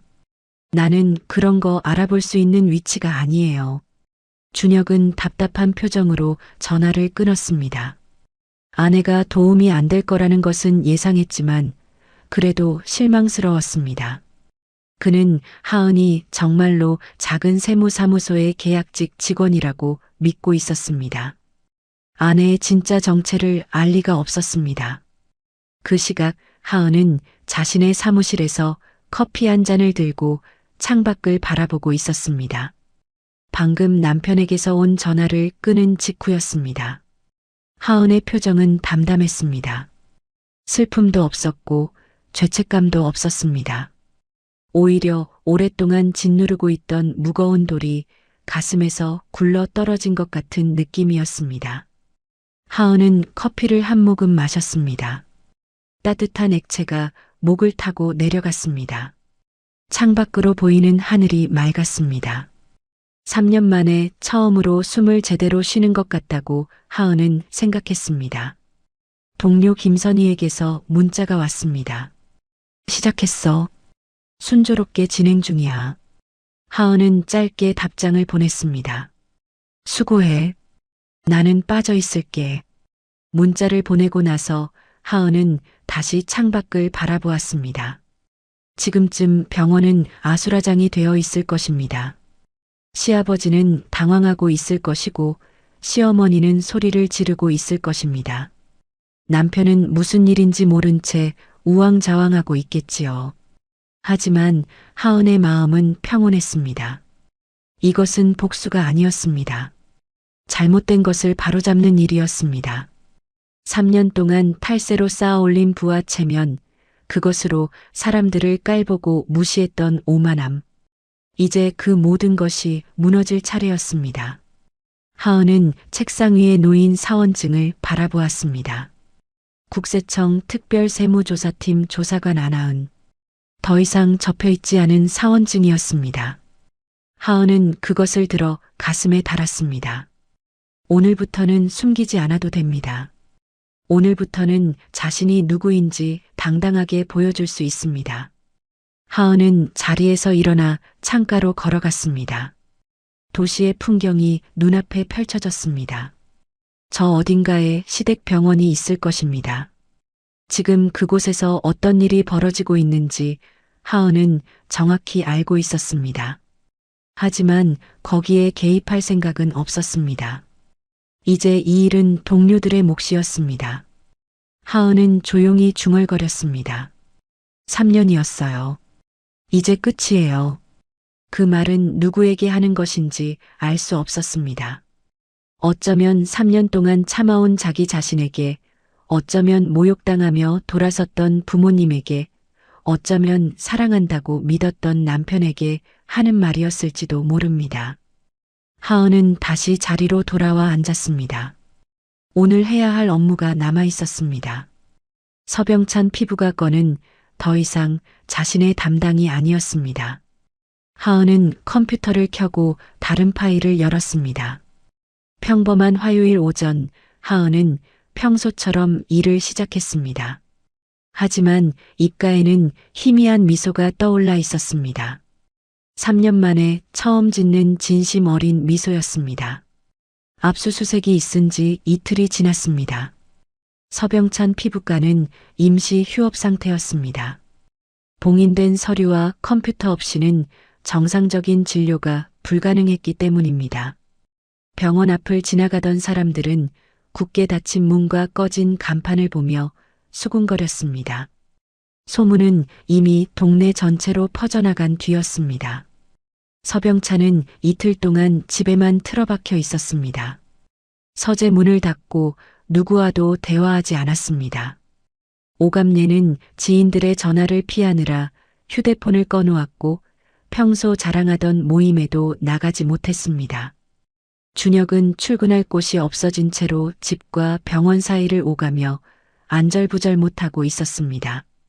그리고 하은은 평소처럼 출근하고 퇴근했습니다. 아무 일도 없었다는 듯이 일상을 유지했습니다. 남편이 병원 일이 어떻게 되는 거야 라고 물어도 하은은 나는 잘 모르겠어요 라고만 대답했습니다. 준혁은 아내의 무심한 태도가 이상하다고 느꼈지만 그것이 무엇을 의미하는지는 깨닫지 못했습니다. 이틀째 되는 저녁 하은이 퇴근해서 집에 들어왔을 때 분위기가 평소와 달랐습니다. 거실에 시아버지 서병찬이 앉아 있었습니다. 이틀 동안 서재에만 틀어박혀 있던 사람이 거실로 나온 것입니다.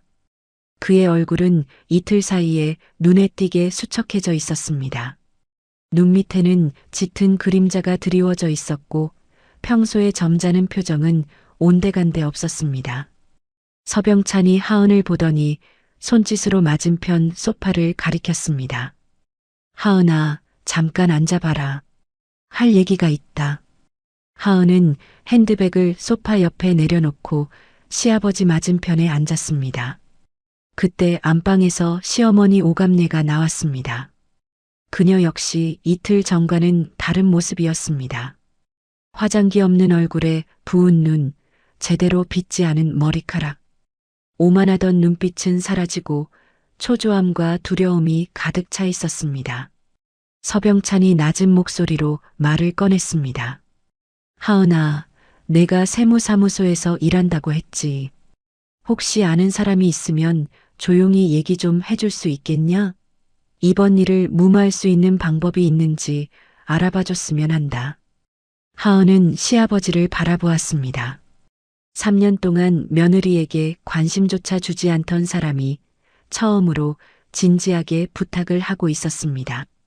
하지만 그것은 며느리에 대한 신뢰가 아니었습니다.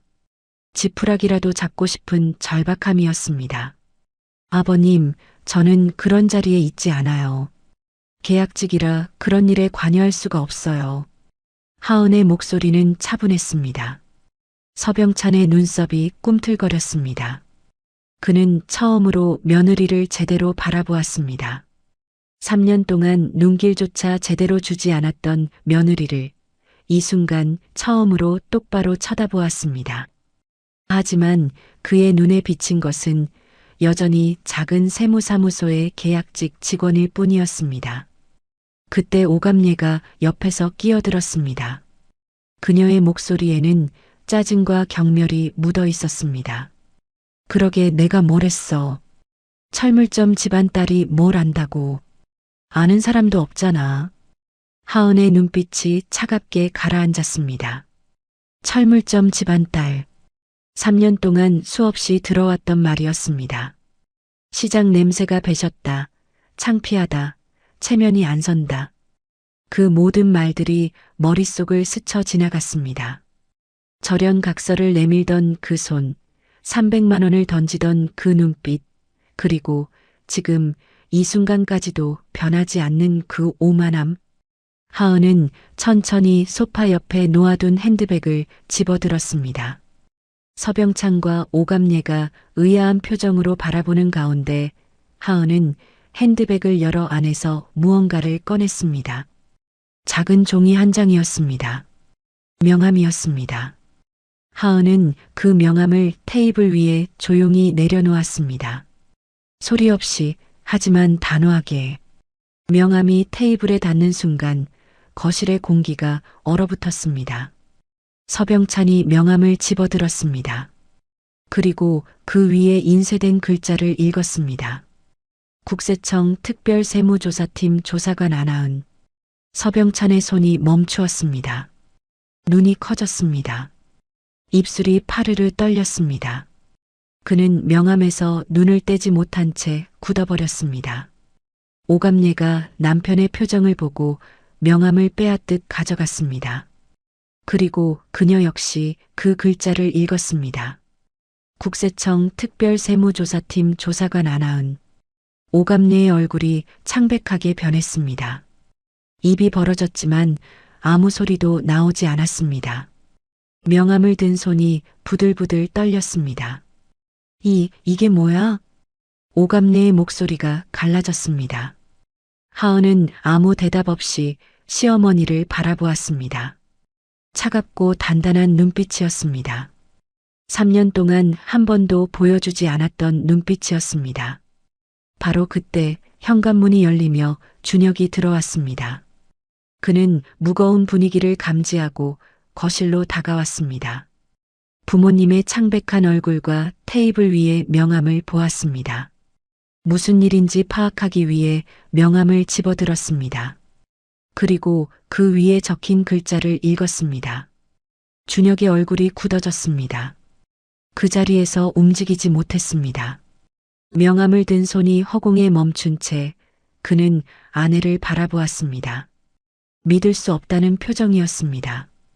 배신당했다는 표정이었습니다. 하은아, 이게 진짜야?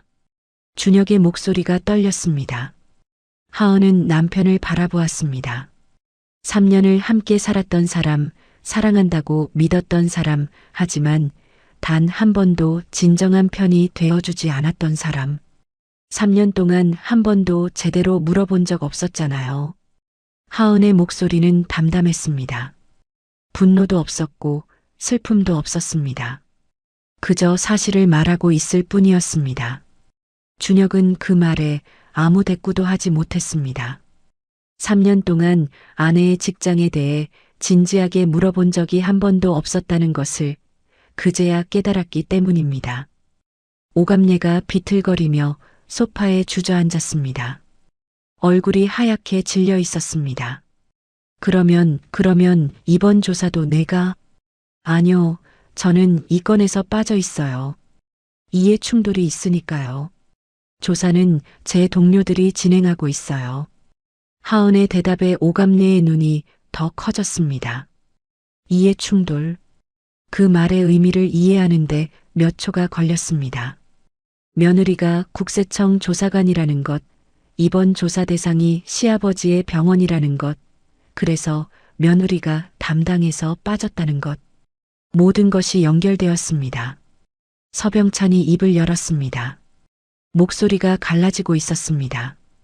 그러면 내가 처음부터 알고 있었던 거냐? 우리 병원 일을? 하은은 시아버지를 바라보며 대답했습니다. 네. 결혼 전부터 알고 있었어요. 그 한마디가 거실을 침묵으로 가득 채웠습니다. 결혼 전부터, 3년 전부터, 모든 것을 알면서 이 집에 시집와서 3년을 살았다는 것.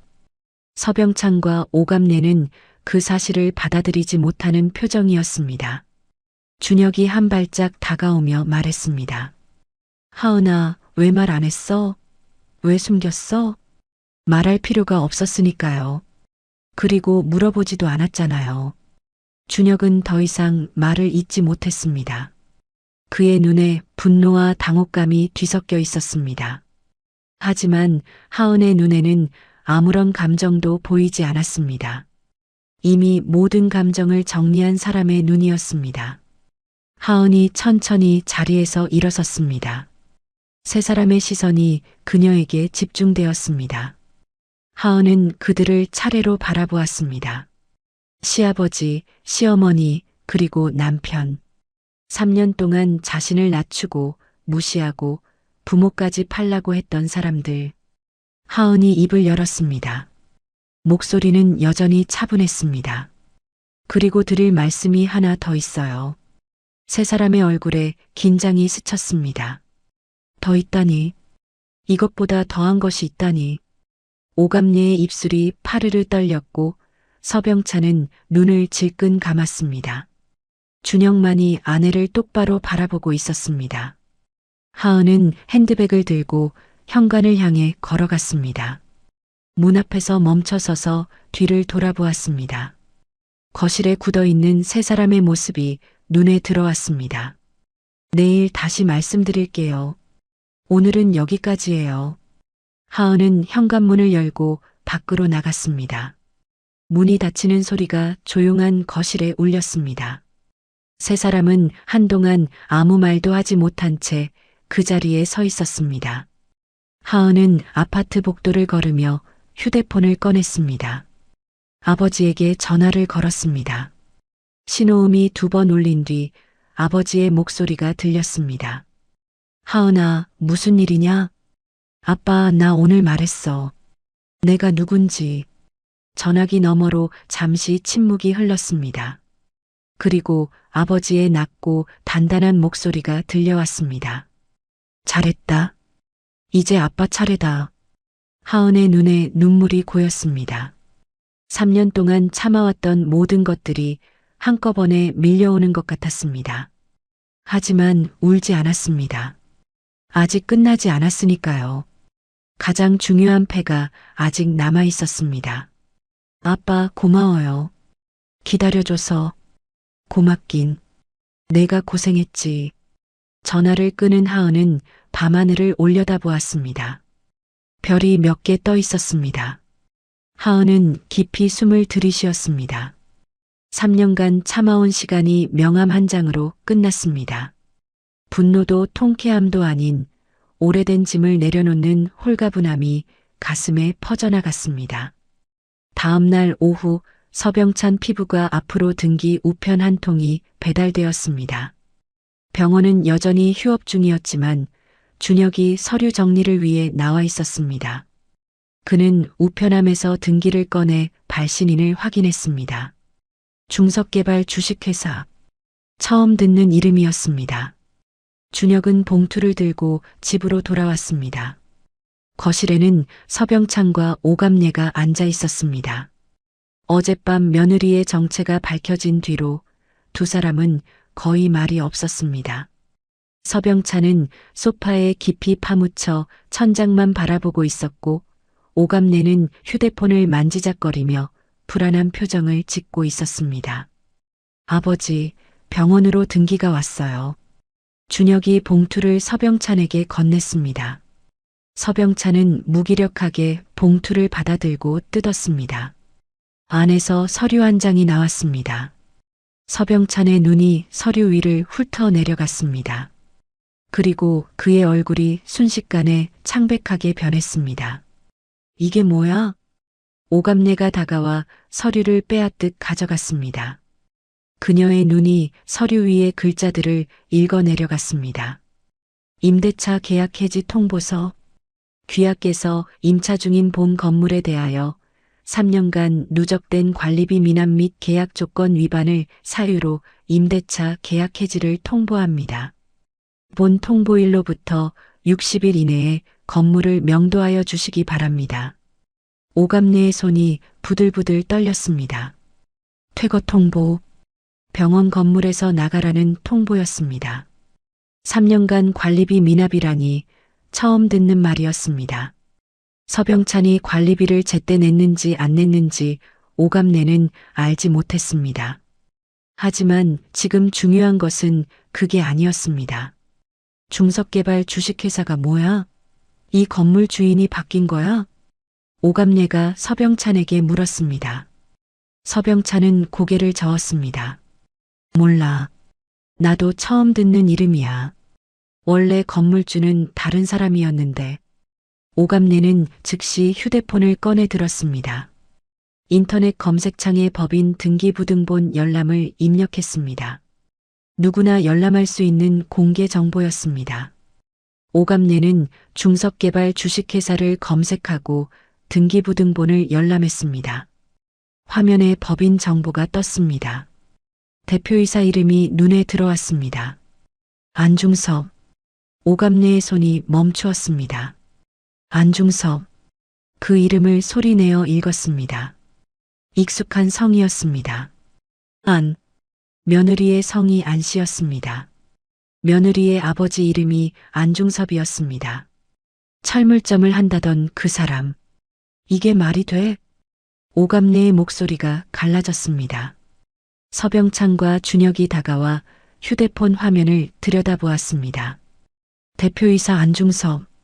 세 사람의 얼굴이 동시에 굳어졌습니다. 설마 하은이 아버지? 준혁의 목소리가 떨렸습니다. 오갑내는 믿을 수 없다는 표정으로 화면을 다시 확인했습니다. 틀림없었습니다. 안중섭. 법인 설립일은 20년 전이었고 사업 목적에는 부동산 개발 및 임대업이 적혀 있었습니다. 오갑내는 등기부등본에 기재된 법인 사무소 주소를 확인했습니다. 서울 강남구의 한 오피스 빌딩이었습니다. 그녀는 자리에서 벌떡 일어났습니다. 나 가볼 데가 있어. 서병찬이 물었습니다.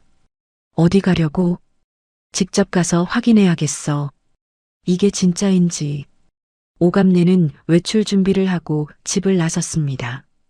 택시를 타고 등기부등본에 적힌 주소로 향했습니다. 차 안에서 오갑내의 머릿속은 복잡하게 얽혀 있었습니다.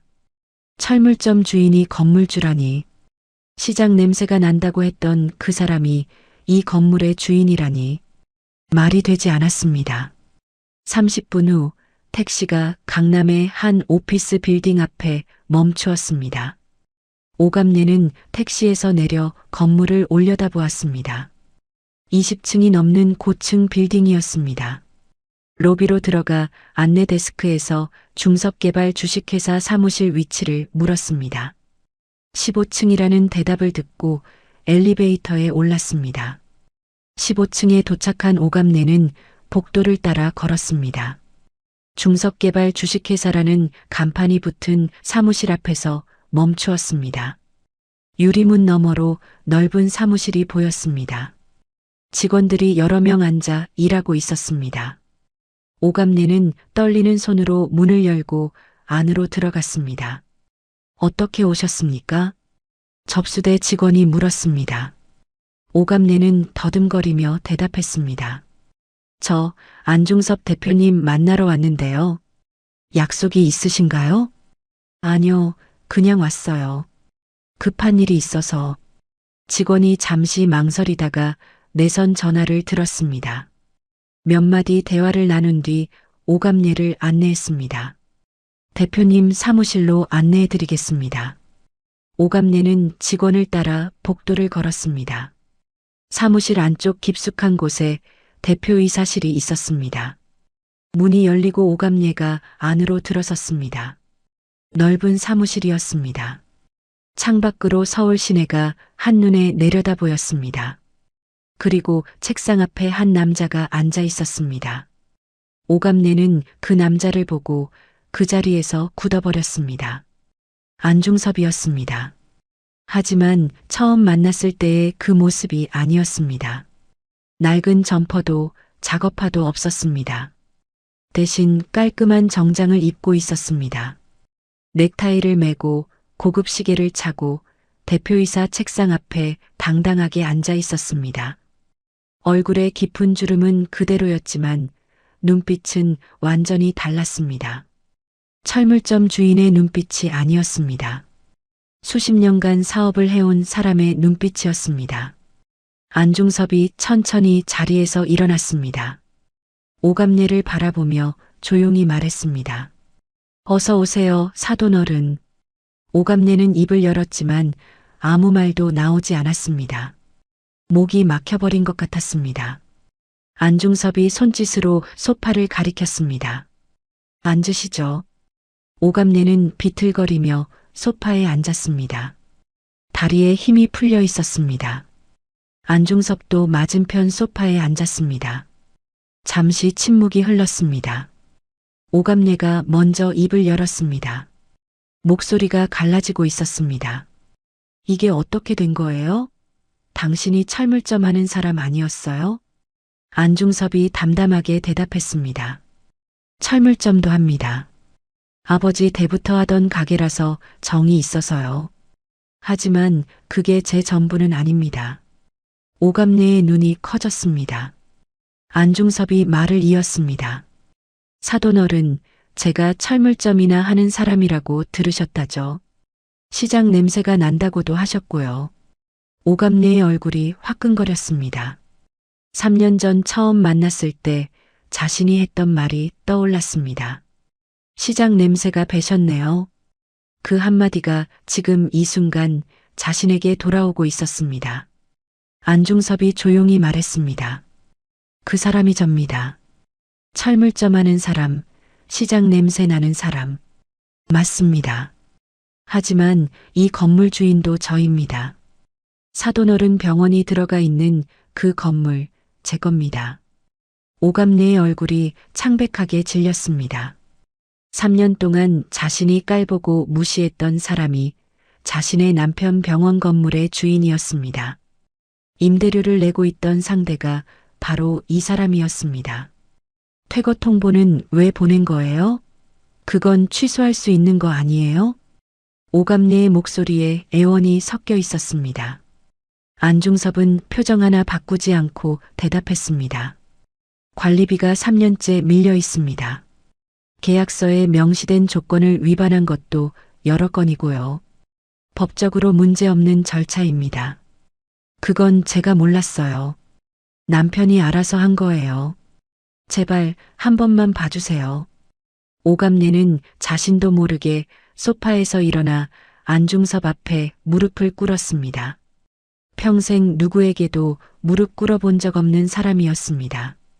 며느리에게 고개 숙이라고 요구하던 사람이 그 며느리의 아버지 앞에 무릎을 꿇고 있었습니다. 제발이요. 병원이 없어지면 우리 가족은 어떻게 살아요?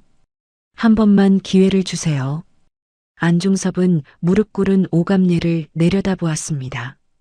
그의 눈빛은 차갑지도 따뜻하지도 않았습니다. 그저 담담했습니다. 사돈어른, 일어나세요. 제가 결정할 일이 아닙니다. 그럼 누가 결정하는 건데요? 제 딸입니다. 하은이가 그만하라고 하면 그만할 겁니다. 하지만 제 딸이 3년 동안 얼마나 힘들었는지 사돈어른은 아시나요? 오감내는 고개를 들어 안중섭을 바라보았습니다. 그의 눈빛이 처음으로 흔들렸습니다. 분노가 아니었습니다. 슬픔이었습니다. 딸이 3년 동안 당한 일들을 모두 알고 있는 아버지의 슬픔이었습니다. 저는 3년 동안 기다렸습니다. 제 딸이 스스로 움직일 때까지 한 번도 먼저 나서지 않았어요. 그게 제가 할 수 있는 최선이었습니다. 이제 딸이 움직였으니 저도 움직이는 겁니다. 오감내는 더 이상 아무 말도 하지 못했습니다. 무릎 꿇은 채로 바닥만 바라보았습니다. 안중섭이 조용히 말했습니다. 돌아가세요, 사돈어른. 더 드릴 말씀은 없습니다. 그날 저녁 하은은 아버지에게서 전화를 받았습니다. 아버지는 오감내가 사무실로 찾아왔던 일을 담담하게 전해주었습니다. 무릎을 꿇고 애원했다는 말을 들었을 때 하은은 아무런 감정도 느끼지 못했습니다. 통쾌하지도 슬프지도 않았습니다. 하지만 아버지가 마지막에 덧붙인 말에서 하은의 눈물이 터져나왔습니다. 하은아, 아빠가 3년 동안 한 번도 먼저 나서지 않은 거 알지? 내가 스스로 설 때까지 기다린 거야. 이제 됐다. 이제 아빠가 나설게. 하은은 전화기를 붙잡고 한참을 울었습니다. 오감내가 무릎 꿇었다는 사실보다 아버지가 3년 동안 묵묵히 기다려 주었다는 사실이 더 가슴을 저몄습니다. 아버지는 처음부터 모든 것을 알고 있었습니다. 그리고 딸이 스스로 일어설 때까지 단 한 번도 앞서 나가지 않았습니다. 아빠, 고마워요. 정말 고마워요. 전화 너머로 아버지의 낮은 웃음소리가 들렸습니다. 고맙긴.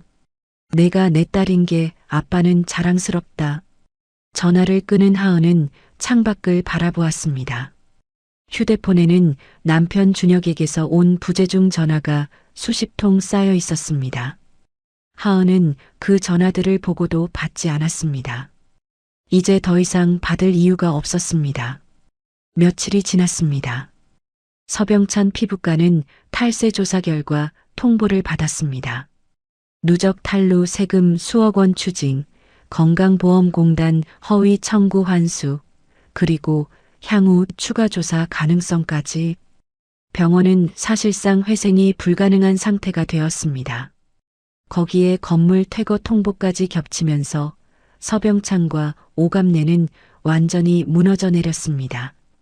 하은은 그 모든 소식을 담담하게 들었습니다. 동료 김선희가 조사 결과를 알려주었을 때 하은은 고개를 끄덕이며 수고했어라고만 말했습니다. 통쾌함도 슬픔도 없었습니다. 이미 예상했던 결과였기 때문입니다. 그날 저녁 하은은 남편 준혁에게 문자를 보냈습니다. 내일 오후 3시에 만나요. 할 얘기가 있어요. 잠시 후 준혁에게서 답장이 왔습니다. 어디서 만날까? 하은은 집 근처의 조용한 카페 이름을 보냈습니다. 사람이 많지 않고 대화하기 좋은 곳이었습니다. 준혁은 알았다고 답했습니다. 하은은 휴대폰을 내려놓고 창밖을 바라보았습니다. 내일이면 모든 것이 끝납니다. 3년간의 결혼이 내일 끝납니다. 다음 날 오후 3시 하은은 약속한 카페에 먼저 도착했습니다. 창가 자리에 앉아 아메리카노를 주문했습니다. 커피가 나오고 얼마 지나지 않아 카페 문이 열리며 준혁이 들어왔습니다. 준혁의 얼굴은 며칠 사이에 눈에 띄게 수척해져 있었습니다. 눈 밑에 짙은 그림자가 드리워져 있었고 평소 깔끔하게 빗어 넘기던 머리카락도 흐트러져 있었습니다. 그는 하은을 발견하고 성큼성큼 다가와 맞은편에 앉았습니다. 하은아. 준혁이 먼저 입을 열었습니다. 목소리가 갈라져 있었습니다. 하은은 아무 말 없이 준혁을 바라보았습니다. 준혁이 말을 이었습니다. 미안해. 정말 미안해. 내가 그동안 너한테 잘못했어. 부모님 말만 듣고 내 편을 안 들어줬어. 다 내 잘못이야. 하은은 여전히 아무 말도 하지 않았습니다. 준혁의 사과를 듣고 있었지만 마음이 움직이지 않았습니다. 3년 전이었다면 이 사과에 눈물을 흘렸을지도 모릅니다. 하지만 지금은 아무것도 느껴지지 않았습니다. 준혁이 하은의 손을 잡으려 했습니다. 하지만 하은은 손을 테이블 아래로 내렸습니다. 준혁의 손이 허공에서 멈추었습니다. 그는 멈칫하다가 다시 말을 이었습니다. 하은아, 다시 시작하자. 부모님도 반성하고 있어. 아버지는 병원 일 때문에 많이 힘들어 하시고 어머니도 많이 후회하고 있어. 앞으로는 달라질 거야. 내가 달라질게. 하은은 준혁의 얼굴을 바라보았습니다. 진심으로 반성하고 있는 것처럼 보였습니다. 눈가에 눈물이 맺혀 있었고 목소리도 떨리고 있었습니다. 3년 전의 하은이었다면 이 모습에 마음이 약해졌을 것입니다. 다시 한번 참아보자고, 다시 한번 믿어보자고 생각했을 것입니다. 하지만 지금의 하은은 달랐습니다. 3년 동안 너무 많은 것을 참았고 너무 많은 것을 견뎠습니다. 그리고 그 시간 동안 사랑은 조금씩 식어갔습니다. 언제부터 식기 시작했는지 기억도 나지 않았습니다. 어쩌면 처음부터 이 결혼은 균열이 있었는지도 모릅니다. 하은이 혼자서 메우려고 애썼을 뿐이었습니다. 하은은 핸드백에서 서류 봉투 하나를 꺼냈습니다. 테이블 위에 조용히 내려놓았습니다. 준혁의 시선이 봉투로 향했습니다. 그의 얼굴에 불안한 기색이 스쳤습니다. 이게 뭐야? 하은이 봉투를 열어 안에 든 서류를 꺼냈습니다. 서류 맨 위에 큼직한 글자가 인쇄되어 있었습니다. 이혼 합의서. 준혁의 얼굴이 창백하게 변했습니다.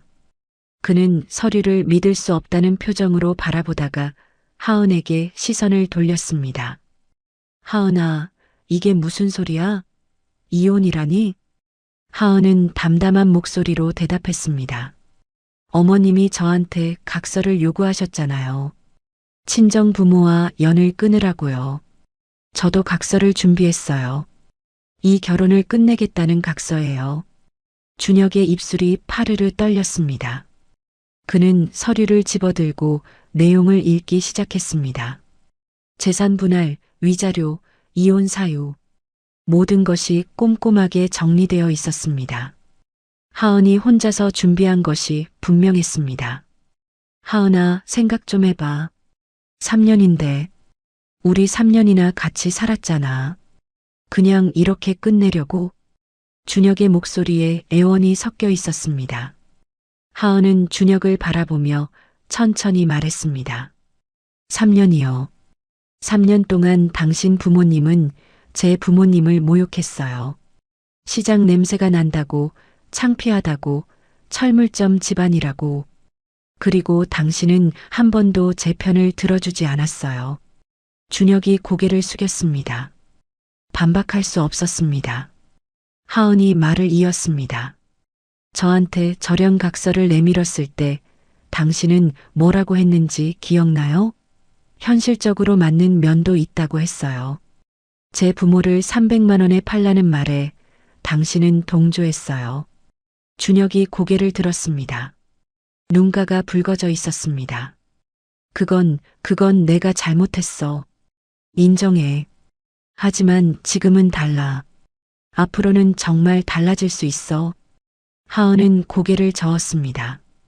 달라진다는 말 3년 동안 수없이 들었어요. 하지만 달라진 적 없었어요. 앞으로도 달라지지 않을 거예요. 당신은 그런 사람이에요. 준혁의 얼굴이 일그러졌습니다. 아내의 말이 가슴에 비수처럼 박혔습니다. 하지만 부정할 수 없었습니다. 3년 동안 아내가 힘들어할 때마다 자신은 늘 부모의 편을 들었습니다. 아내에게 이해해달라고 참아달라고만 했습니다. 하은은 핸드백에서 또 다른 것을 꺼냈습니다. 흰 봉투였습니다. 준혁의 눈이 커졌습니다. 그 봉투를 기억하고 있었습니다. 3년 전 어머니가 하은에게 내밀었던 바로 그 봉투였습니다. 이건 어머님께 돌려드리세요. 하은이 봉투를 준혁 앞에 내려놓았습니다. 봉투 안에는 300만 원이 그대로 들어 있었습니다. 3년 전 그날 밤 하은이 테이블 위에 내려놓고 방으로 들어갔던 그 돈이었습니다. 하은은 그것을 한 번도 쓰지 않고 보관해 왔습니다. 준혁은 봉투를 바라보며 말을 잃었습니다. 3년 전 그날 밤이 떠올랐습니다. 어머니가 절연각서를 내밀었을 때 자신은 옆에서 뭐라고 했던가요? 현실적으로 맞는 면도 있다고 했습니다. 아내의 부모를 버리라는 말에 동조했습니다. 그때 이미 모든 것이 끝나 있었던 것입니다. 서명해 주세요. 하은이 펜을 테이블 위에 놓았습니다. 준혁은 펜을 바라보다가 고개를 저었습니다. 못해. 이혼은 못해. 하은아, 제발. 하은은 준혁을 바라보았습니다. 눈빛이 차갑지는 않았습니다. 하지만 단호했습니다. 어떤 애원에도 흔들리지 않을 것이라는 것을 준혁도 알 수 있었습니다. 서명 안 하시면 소송으로 가야 해요. 그러면 시간만 길어지고 당신한테도 좋을 게 없어요. 병원 일로도 힘드실 텐데 이혼 소송까지 겹치면 감당하기 어려우실 거예요. 준혁은 아무 말도 하지 못했습니다. 하은의 말이 맞았습니다. 지금 집안 상황에서 이혼 소송까지 벌어지면 감당할 수 없었습니다. 아버지의 탈세 문제, 건물 퇴거, 병원 폐업. 이미 무너질 대로 무너진 상황에서 이혼 소송은 마지막 타격이 될 것입니다. 준혁은 한참 동안 서류를 바라보았습니다. 손이 떨렸습니다. 눈물이 흘러내렸습니다. 하지만 하은은 그 눈물에도 마음이 움직이지 않았습니다. 이미 모든 감정이 바닥나 있었습니다. 정말 안 되겠어? 준혁이 마지막으로 물었습니다. 하은은 고개를 저었습니다. 안 돼요. 이미 끝났어요. 오래전에 끝났어요. 준혁은 고개를 떨구었습니다. 한참 동안 그 자세로 있다가 결국 펜을 들었습니다. 손이 떨려서 글씨가 삐뚤어졌지만 서명란에 이름을 적었습니다. 펜을 내려놓은 준혁은 아무 말 없이 자리에서 일어났습니다. 잘 살아. 그것이 준혁이 마지막으로 남긴 말이었습니다. 그는 카페를 나갔습니다. 하은은 그 뒷모습을 바라보지 않았습니다. 대신 테이블 위에 이혼 합의서를 집어들었습니다. 준혁의 서명이 적혀 있었습니다. 3년간의 결혼이 끝났습니다. 하은은 서류를 봉투에 넣고 자리에서 일어났습니다. 카페를 나서며 처음으로 크게 숨을 들이쉬었습니다. 차가운 공기가 폐 속으로 들어왔습니다. 가슴이 시원해지는 것 같았습니다. 오래 웅크리고 있던 자신이 마침내 일어서는 느낌이었습니다. 이별이 슬프지 않았습니다. 그리고 그것이 더 슬펐습니다. 사랑이 언제 식었는지 기억도 나지 않았습니다. 어쩌면 3년 동안 조금씩 식어갔을 것입니다. 참아야 할 때마다, 눈물을 삼켜야 할 때마다, 남편이 외면할 때마다 그렇게 사랑은 사라졌습니다. 하은은 거리를 걸으며 하늘을 올려다보았습니다. 구름 사이로 햇살이 비치고 있었습니다. 처음으로 자유로웠습니다. 3년 만에 처음으로 아무것도 짊어지지 않은 기분이었습니다. 휴대폰이 울렸습니다. 아버지였습니다. 하은아, 끝났냐? 네, 아빠. 끝났어요. 전화 너머로 아버지의 한숨소리가 들렸습니다. 안도의 한숨이었습니다. 고생했다. 이제 집으로 와. 엄마가 밥 차려놓고 기다리고 있어. 네, 지금 갈게요.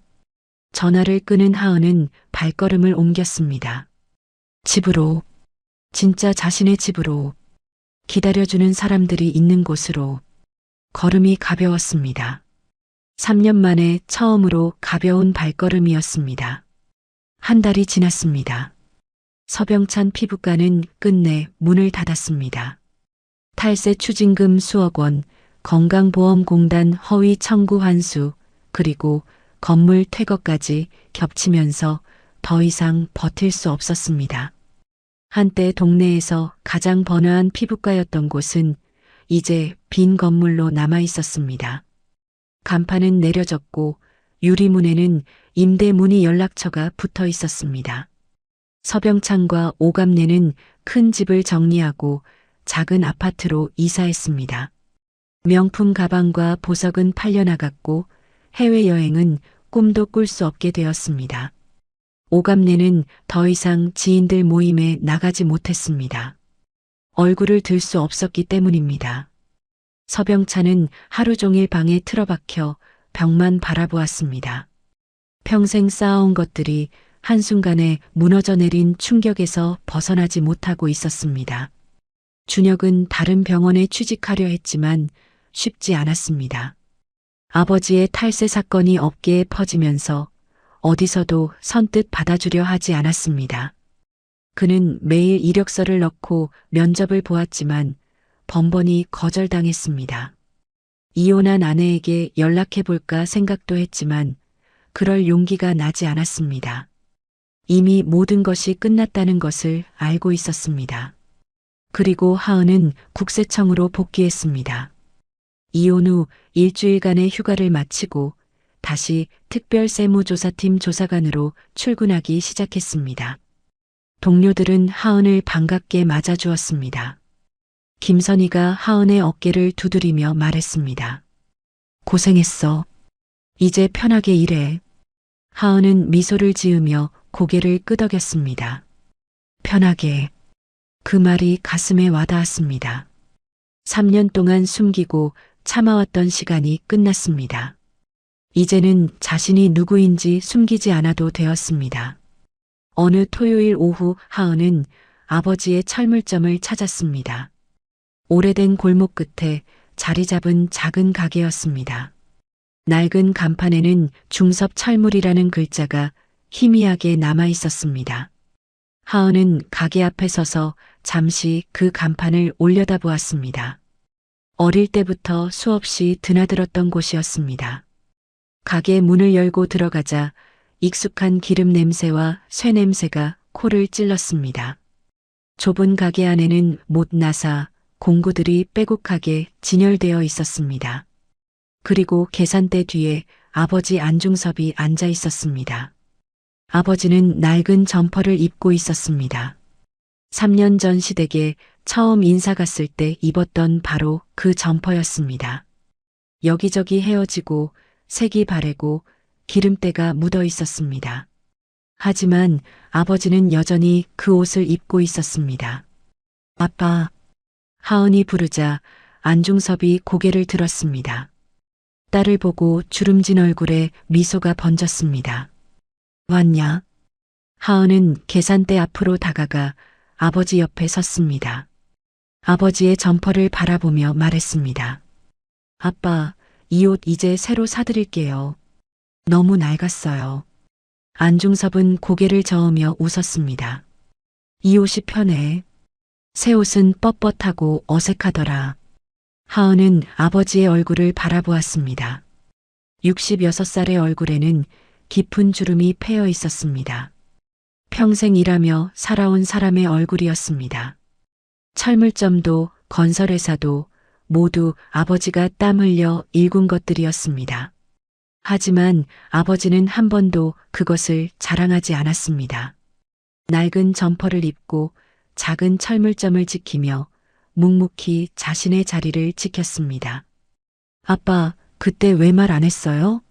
건물 주인이라는 거. 하은이 물었습니다. 안중섭은 잠시 생각하다가 대답했습니다. 말해서 뭐 하겠냐? 내가 스스로 해결해야 할 일이었어. 아빠가 나서면 내가 약해 보이잖아. 하은의 눈시울이 뜨거워졌습니다. 3년 동안 아버지는 모든 것을 알면서도 한 번도 먼저 나서지 않았습니다. 딸이 스스로 일어설 때까지 묵묵히 기다려 주었습니다. 그것이 아버지의 사랑이었습니다. 말로 하지 않아도 행동으로 보여주지 않아도 언제나 뒤에서 지켜보고 있었습니다. 고마워요, 아빠. 기다려줘서. 고맙긴. 당연한 거지. 안중섭은 툭툭 딸의 어깨를 두드렸습니다. 투박한 손이었지만 그 안에 담긴 따뜻함이 하은에게 전해졌습니다. 엄마한테 가자. 밥 차려놓고 기다리고 있을 거야. 아버지와 함께 철물점을 나선 하은은 재래시장 쪽으로 걸어갔습니다. 오래된 시장 골목은 여전히 북적이고 있었습니다. 채소 파는 아주머니, 생선 파는 아저씨, 그리고 그 사이사이에서 손님을 부르는 목소리들. 하은은 이 풍경이 좋았습니다. 3년 동안 시어머니가 창피하다고 했던 바로 그 풍경이 하은에게는 세상에서 가장 정겨운 곳이었습니다. 시장 한쪽에 어머니의 반찬 가게가 있었습니다. 작은 가게였지만 진열대에는 갖가지 반찬들이 정성스럽게 놓여 있었습니다. 김치, 멸치볶음, 장조림, 나물무침, 모두 어머니가 새벽부터 일어나 손수 만든 것들이었습니다. 어머니 김정순이 가게 앞에서 손님을 배웅하다가 딸과 남편을 발견하고 얼굴이 환해졌습니다. 어머 왔어? 어머니는 앞치마를 두르고 있었습니다. 손에는 비닐장갑이 끼워져 있었고 이마에는 땀이 송글송글 맺혀 있었습니다. 하루 종일 서서 일하느라 다리가 부어 있을 것입니다. 하지만 어머니의 얼굴에는 피곤함 대신 딸을 보는 기쁨이 가득했습니다. 엄마, 오늘 장사 많이 했어요? 응, 오늘 손님 좀 왔어. 김치가 잘 나갔어. 어머니는 가게 문을 닫고 안쪽에 마련된 작은 공간으로 가족을 안내했습니다. 좁은 공간이었지만 작은 밥상이 차려져 있었습니다. 따끈한 밥과 된장찌개, 그리고 가게에서 파는 반찬들이 놓여 있었습니다. 앉아, 밥 먹자. 세 사람이 밥상 앞에 나란히 앉았습니다. 하은은 아버지와 어머니 사이에 앉았습니다. 좁은 공간이라 어깨가 부딪혔지만 그것이 오히려 좋았습니다. 오래간만에 느끼는 가족의 온기였습니다. 밥을 먹는 동안 아무도 많은 말을 하지 않았습니다. 하지만 침묵이 불편하지 않았습니다. 오히려 편안했습니다. 3년 동안 시댁에서 느꼈던 차가운 침묵과는 전혀 다른 침묵이었습니다.